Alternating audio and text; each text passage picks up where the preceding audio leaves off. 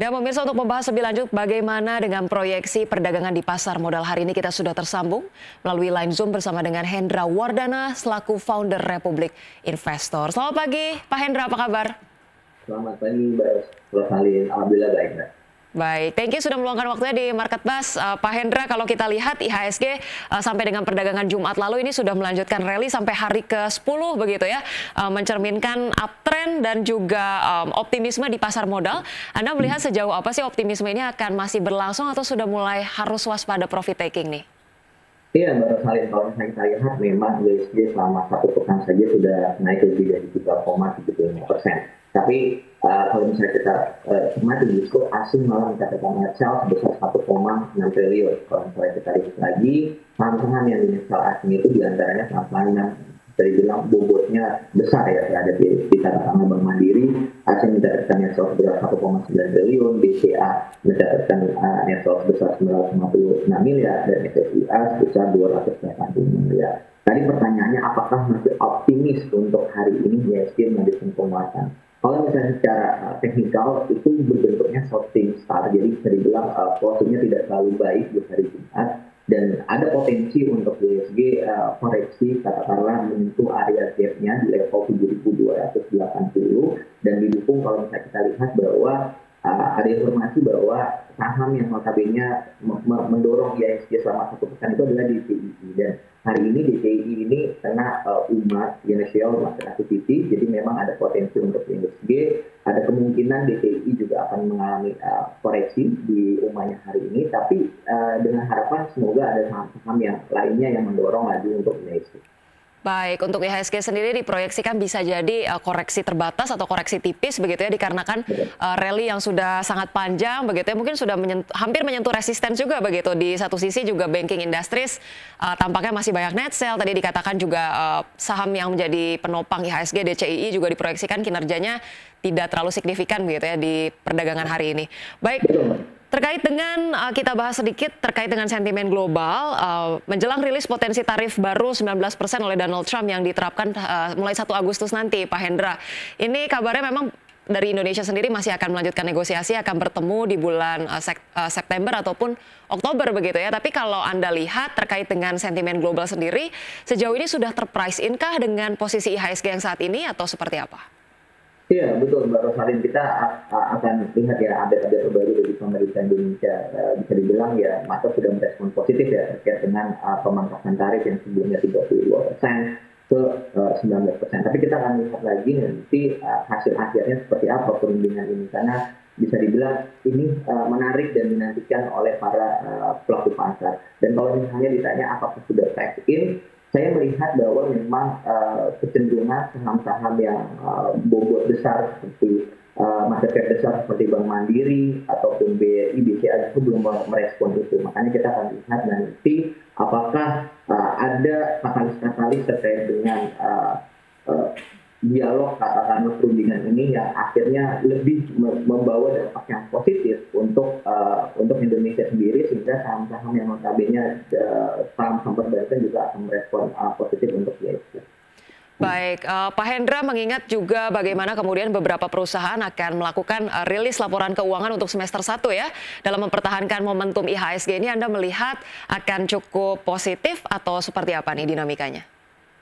Ya, kalau misalnya dilihat, pastinya kita akan cermati kalau misalnya IHSG ya tadi ya, selama satu pekan ini mengalami naik sebesar lebih dari 3%, atau selama 10 hari itu lebih dari 10%, ya suka nggak suka kita harus menyampaikan bahwa yang membuat pendorongan IHSG itu adalah salah satunya saham DCII dan kolaborasi seperti sahamnya Pak Prabowo. Tapi kalau misalnya kita lihat justru cermati kinerja saham-saham perbankan justru masih belum terapresiasi dengan baik gitu loh. Nah, diharapkan adalah laporan keuangan semester 1 seperti BCA, BRI, Mandiri, dan BNI ini akan positif, sehingga saham-saham tersebut akan mendongkrak laju pertumbuhan dari IHSG yang tadi saya sampaikan bahwa bobot atau kapitalisasi saham-saham tersebut juga sangat tinggi gitu. Tapi kalau misalnya laporan keuangannya justru malah negatif, nah ini akan membuat penurunan dari IHSG, atau yang tadi saya sampaikan ketika IHSG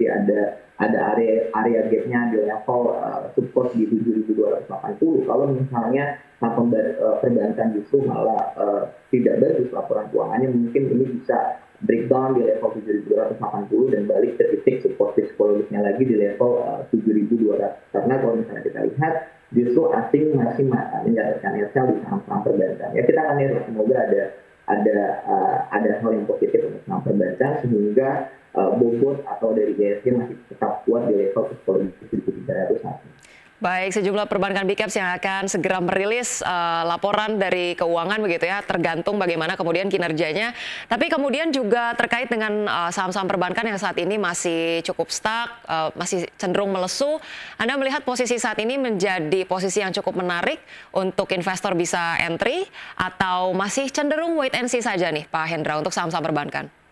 Iya, baru salib karena kalau misalnya perbankan apakah masih menarik atau tidak, balik lagi kalau misalnya kita lihat kontribusi asing ketika misalnya melakukan transaksi di saham perbankan itu bobotnya hampir 60 sampai 80% itu transaksinya itu adalah asing. Jadi suka nggak suka memang kita harus melihat bahwa ya foreign inflow-nya seperti apa gitu. Nah tadi pertanyaan apakah masih menarik? Sebenarnya masih menarik, tapi kita akan lihat dari sisi teknikal lagi supportnya di berapa. Karena kalau misalnya kita paksain, sedangkan asing masih net-sell, otomatis harga masih bisa turun lagi. Karena yang tadi saya sampaikan selama 1 pekan saja Mandiri sudah di net-sell sebesar 1,9 triliun dan di BCA sebesar 956 miliar. Walaupun memang secara teknikal saham-saham katakanlah seperti di BCA memang masih ada potensi, tapi memang saat ini sudah di harga supportnya di 8.425. Jadi kalau misalnya memang pengen coba untuk buy on weakness, mungkin bisa buy on weakness di 8.300-an untuk BBCA. Terus kalau misalnya Bank Mandiri masih ada supportnya dengan harga sekarang di level 4.740, masih ada supportnya di level 4.640 untuk saham-saham perbankan. Jadi lebih baik wait and see atau buy on weakness terlebih dahulu baru kali. Baik, itu dia rekomendasi untuk beberapa saham perbankan direkomendasikan untuk wait and see terlebih dahulu, dan kalau bisa, kalau memang mau beli pun buy on weakness sambil kemudian memperhatikan sejumlah data, salah satunya adalah foreign inflow begitu ya, perkembangannya akan seperti apa. Baik, kita sedikit ulas terkait dengan penguatan IHSG dalam hari-hari terakhir atau pekan-pekan terakhir. Ini kebanyakan didorong oleh saham-saham konglomerasi, yaitu saham-saham dari Prajogo Pangestu dan juga saham dari Toto Sugiri begitu ya, CII. Anda melihat penguatan IHSG di tengah ketidakpastian ini didukung oleh saham-saham konglomerasi ini sesuatu hal yang cukup positif atau sesuatu hal yang cukup rentan nih Pak Hendra?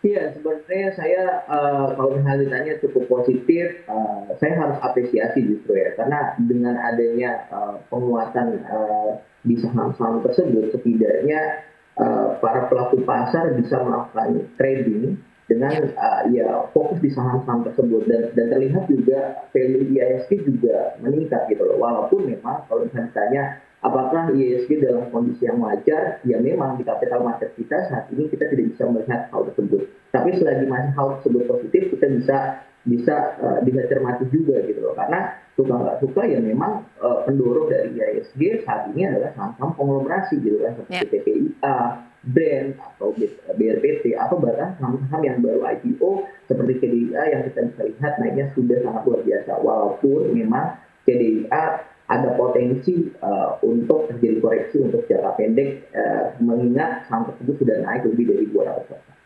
Baik, tapi kalau kita review sedikit terkait dengan penguatan yang dipimpin oleh saham-saham konglomerasi ini, kalau kita perhatikan begitu ya, untuk saham-saham perbankan big caps tadi belum ada tanda-tanda positif. Di satu sisi juga apa ya, terkait dengan penurunan suku bunga ini juga disusul dengan kabar bahwa sektor properti tampaknya masih melesu nih Pak Hendra. Kalau kita lihat sebenarnya untuk sentimen dari dalam negeri sendiri, ini seperti apa sih di tengah penurunan suku bunga? Apakah kemudian ini menjadi hal yang cukup reliable untuk bisa menopang IHSG atau sudah tidak terlalu signifikan lagi sih Pak Hendra untuk saat-saat ini? Iya, sebenarnya kalau misalnya ditanya apakah pengaruhnya terhadap keputusan dari Bank Indonesia ketika menurunkan tingkat suku bunganya, ya.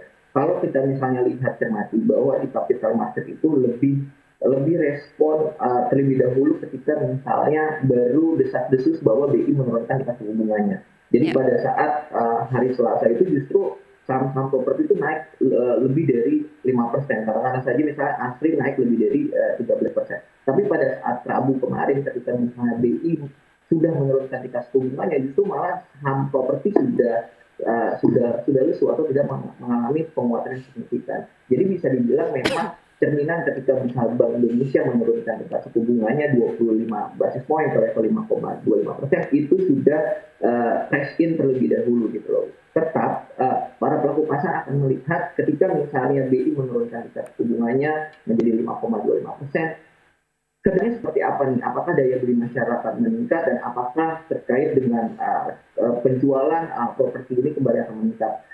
Para pelaku pasar akan melihat itu untuk kedepannya seperti apa, dan para pelaku pasar juga pasti akan merespon positif ketika memang penurunan dari tingkat suku bunga ini berdampak positif terhadap daya beli masyarakat, khususnya terhadap penjualan dari properti tersebut, Mbak Pengkalin. Pemirsa, terima kasih Anda masih bersama kami di Market Pass. Pemirsa, indeks harga saham gabungan atau IHSG ditutup menguat terbatas usai tembus di level 7.400-an di perdagangan Jumat pekan lalu. IHSG menguat di tengah saham konglomerasi yang bergairah ditopang saham DCII yang melesat 62,2% dalam sepekan.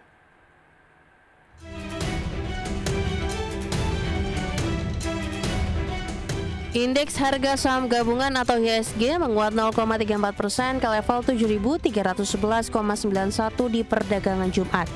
Penguatan IHSG terpangkas karena secara intraday IHSG menguat ke level 7.401. Catatan ini membuat IHSG dalam sepekan menguat 3,75% dan year to date menguat 3,28%. Penguatan IHSG disokong sebagian indeks sektoral. Indeks dengan penguatan terbesar, IDX sektor teknologi melonjak 4,55%, IDX sektor infrastruktur naik 3,23%, IDX sektor kesehatan melaju 1,39%, sementara IDX sektor barang konsumen non-primer melemah 1,31%, IDX sektor properti dan real estate turun 0,76%. Di tengah penguatan sektor teknologi, saham DCII kembali menjadi penggerak utama IHSG, ditutup menguat 9,74% di level Rp245.000 per saham, dengan kontribusi 28,43 indeks point. Saham Brand ditutup menguat 3,56% di level Rp8.000 per saham, dengan berkontribusi 10,49 indeks point. Saham MDKA ditutup menguat 9,50% di level Rp2.420 per saham dan berkontribusi 5,99 indeks point. Saham CDIA kembali menjadi auto reject atas atau ARA dengan menguat 25%, juga ikut menjadi penggerak utama IHSG dengan sumbangsi 5,97 indeks point. Pesta pora Wall Street di Kamis waktu setempat serta sudah masuknya dana asing menjadi katalis positif bagi bursa saham Indonesia. Adapun penguatan di Jumat membuat IHSG berada di zona positif selama 2 pekan penuh. Akan tetapi melihat sepekan hari perdagangan terakhir, IHSG lebih banyak ditopang saham konglomerat, terutama grup Prayoga Pangestu dan saham teknologi data center PT DCI Indonesia Tbk atau DCII yang melesat 62,20% dalam sepekan. Berbagi sumber, IDX Channel.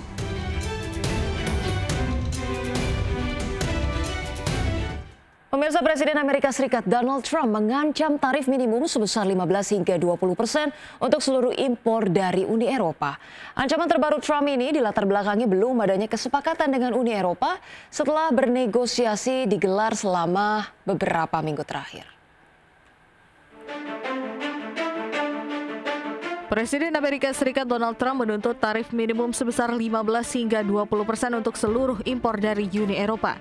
Menurut laporan Financial Times, Trump meningkatkan tuntutannya karena belum adanya kesepakatan setelah beberapa minggu bernegosiasi atas kemungkinan kesepakatan kerangka kerja. Langkah pengenaan tarif terbaru ini juga disebut karena Trump sering mengeluhkan surplus perdagangan barang Uni Eropa sebesar 198 miliar euro atau sekitar 231 miliar dolar dengan Amerika Serikat. Sementara itu, Uni Eropa mengharapkan kesepakatan serupa dengan Inggris yang mempertahankan tarif dasar 10% dengan beberapa pengecualian sektor. Para pejabat Uni Eropa menyatakan bahwa perdagangan jauh lebih seimbang ketika jasa dan investasi diperhitungkan. Selain mengancam Uni Eropa, Trump juga dikabarkan sedang mempersiapkan rencana tarif khusus industri yang akan diberlakukan bersama dengan bea masuk per negara dalam 2 minggu. Hal ini sebagai upaya memperkuat posisi Amerika Serikat dalam sistem perdagangan global dengan memberikan sanksi atas pembelian dari luar negeri. Berbagi sumber IDX Channel. Pemirsa, Bank Sentral Eropa atau ECB kemungkinan akan mengabaikan ancaman ekonomi yang ditimbulkan oleh tarif Trump dan memilih untuk menunda pemangkasan suku bunga hingga waktu yang belum ditentukan. Dalam keputusan akhir sebelum libur musim panas selama 7 minggu, para pembuat kebijakan pada Kamis 24 Juli 2025 kemungkinan akan mempertahankan suku bunga tetap di level 2%. Langkah itu menjadi penundaan respon terhadap ancaman tarif yang lebih tinggi hingga tarif tersebut diterapkan dan dampaknya dapat dievaluasi dengan lebih baik. Ekonom juga menyampaikan bahwa pertemuan pada 24 Juli mendatang masih belum akan memperjelas waktu pemangkasan suku bunga. Sementara itu laporan ekonomi dalam sepekan ke depan akan menjadi bahan pertimbangan para pengambil kebijakan di ECB. Di antaranya adalah survei pinjaman bank ECB, indeks kepercayaan konsumen, dan indeks manajer pembelian dari seluruh kawasan dan ekonomi besar lainnya.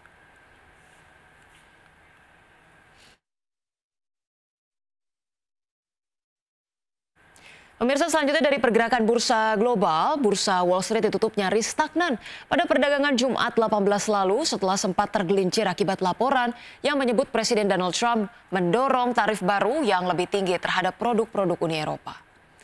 Pada perdagangan Jumat, pemirsa, indeks S&P 500 melemah tipis 0,01% ke posisi 6.296, kemudian indeks Dow Jones terkoreksi 0,32% ke level 44.342. Sementara indeks Nasdaq menguat 0,05% ke level 20.895.